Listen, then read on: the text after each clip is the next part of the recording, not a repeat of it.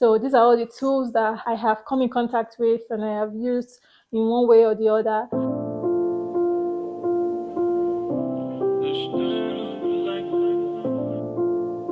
Hello guys, it's another day on my channel and you are most definitely welcome.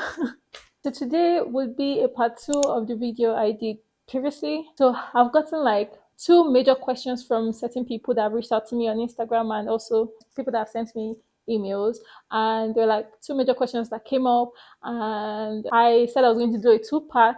The first one, which was the difference between business analytics and analysis. If you've not seen the video, please click on the link above. And today I'll be talking about the tools needed by a business analyst. I'll go from the mandatory tools to the optional tools. So most likely as a business analyst, you would maybe be majorly using Jira or Confluence, or I think Azure, but I've never used Azure before, so I don't really have a lot to say about that. But I know that Jira and Confluence, they're like really major tools that most companies use. So it's a collaboration tool. On Jira, based on my experience with my company, we use it to write use cases and user stories for the dev guys to implement this. And then from that Jira, you can track their progress from when it is open, ready for development, development in progress, to deployed in PP, deployed in prod, deployed in the QA environment, deployed in the pre-production environment, deployed in production environment, and then closed. Stuff like that. So you can track the progress of work that is supposed to be done or that needs to be done on Jira.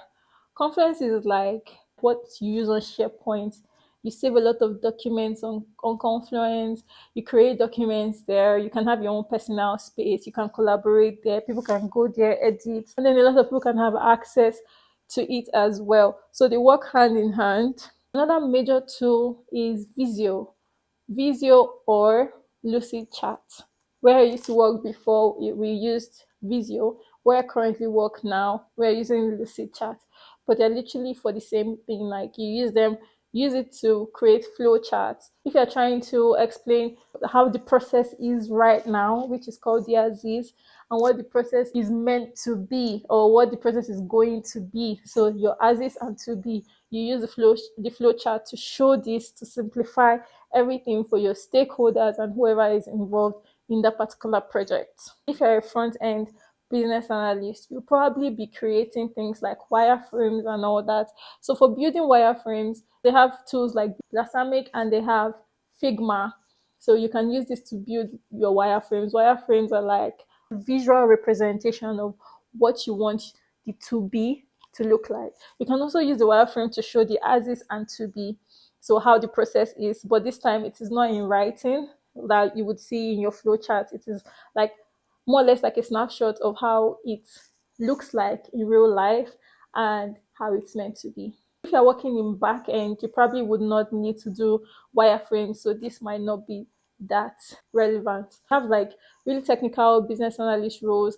Some of them they call them IT business analysts, some of them business systems analysts. And these people might now be a bit more technical and use tools like Power BI and SQL.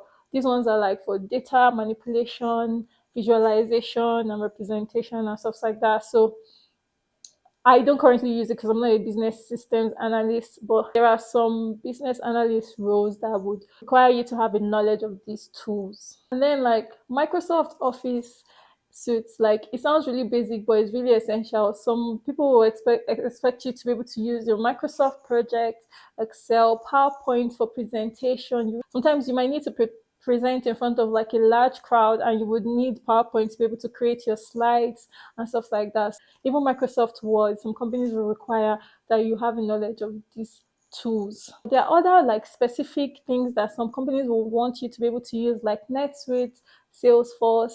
But to be honest, those ones are not really compulsory.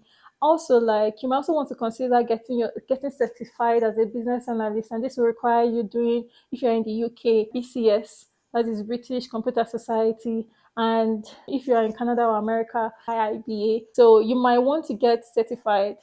I am not currently certified. I'm actually working towards it. So you don't really need it to get in as a business analyst. But right now, getting a job as a business analyst is quite difficult because the market is tough, it's tight. There are a lot of people looking for jobs as a business analyst, but you might want to use that one to set yourself aside and boost your chances of getting a job as a business analyst. So these are all the tools that I have come in contact with and I have used in one way or the other. If there are any tools that I probably have missed out and you are aware, please leave it in the comment section. Just a word of encouragement. I know that it's really tough out there right now to get a job as a business analyst. Please keep pushing, but you have to be a bit open-minded. If one way is not working, try and figure out what next you can actually go into. If you've tried getting a job as a business analyst and it's not working, try something else. You never know what will actually work for. I wish you all the best. I hope everything works out fine for you, and I hope you get what you truly desire. Anyways, guys, we come to the end of this video. Please, if you enjoyed this content, please subscribe to my YouTube channel, like, share, and comment. See you in my next video.